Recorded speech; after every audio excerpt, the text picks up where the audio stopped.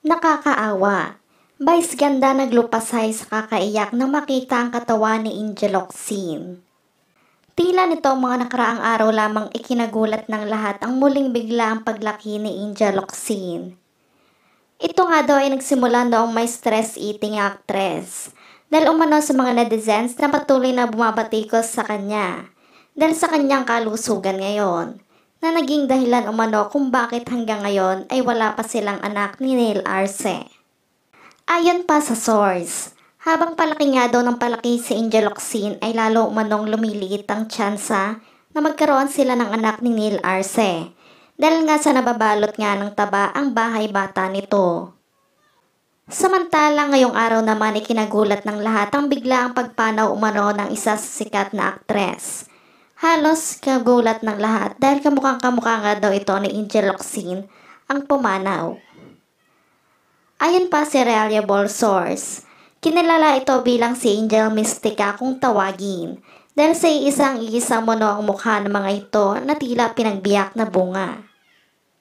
Ayon pa sa ilan na ito nga din daw ang gumanap bilang impersonator ni Angel, kung saan mas nakilala ito sa isang sikat na programa sa ABS-CBN na It's Showtime sa segment na Kalokalike, na marami naman ang humanga dito dahil sa kaboses at kahawig na kahawig talaga nito si Angel.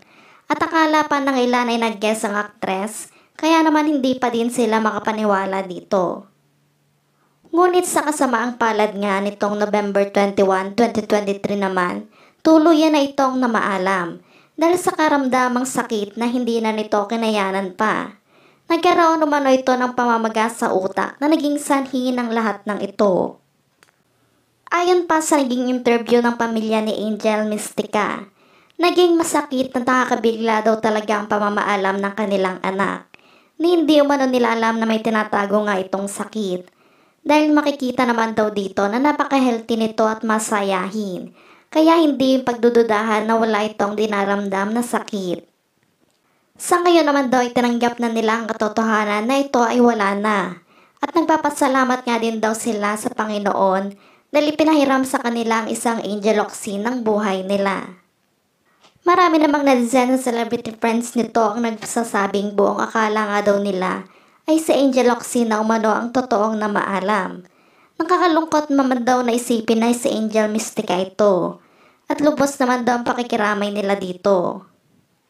Hiling pa ng mga fans ni Angel Locsin na sana nga daw ay makaabot ang balitang ito sa aktres dahil nga sa idolong-idolo ni Angel Mystica at makita muli at masilayan ito sa huling pagkakataon ang naging impersonator niyang si Angel Mystica.